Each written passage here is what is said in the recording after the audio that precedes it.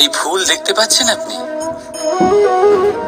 এটা সেই ফুল যার জীবন এই ডালে শুরু হয়েছিল। দর্শকদের চোখে প্রশংসা দেখল সে, মধুর লোভে মৌমাছিরা এলো, আর তারপর ডাল থেকে ভেঙে নিচে পড়ে গেল সে। কেন? নিয়তি এরকম কেন করল ভাবুন। কারণ এই ডালেই ফুল হয়ে থাকাটা এই ফুলের জীবনের লক্ষ্য কখনোই ছিল না।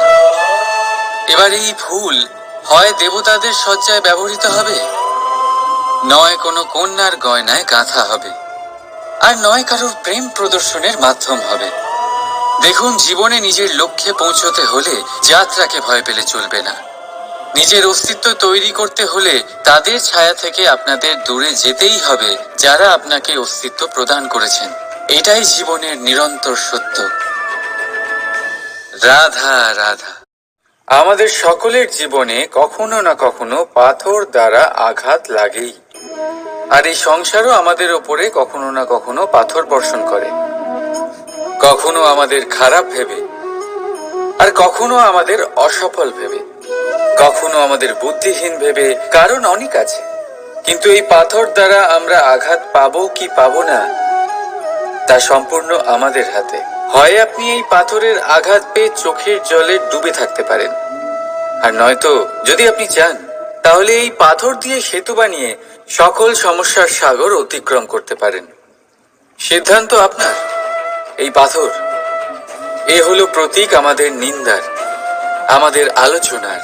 যে এই আলোচনা নাকারাত্মকভাবে দেখবে সে শুধুমাত্র কষ্টই পাবে, আর যে এই আলোচনাকে নিজের বিকাশের আধার বানাবে সেই সাফল্যের চূড়ায় পৌঁছবে। তাই মনে রাখবেন, আলোচনা আপনার শত্রু নয়, আপনার সবচেয়ে বড় মিত্র। রাধা রাধা। মিষ্টি জল সবার পছন্দ, কিন্তু নোনতা জল কেউ পছন্দ করে না। এইবার ভাবার বিষয় হলো মুক্ত, যা সমুদ্রের গহ্বরেই তৈরি হয়।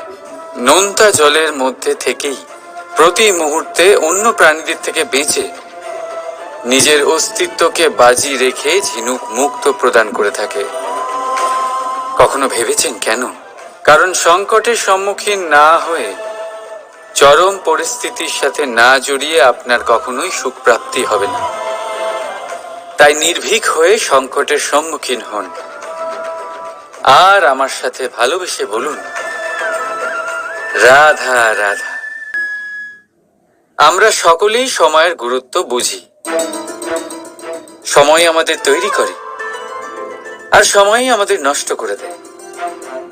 কখনো ভালো সময় আসে, আর কখনো ভীষণ খারাপ সময় আসে।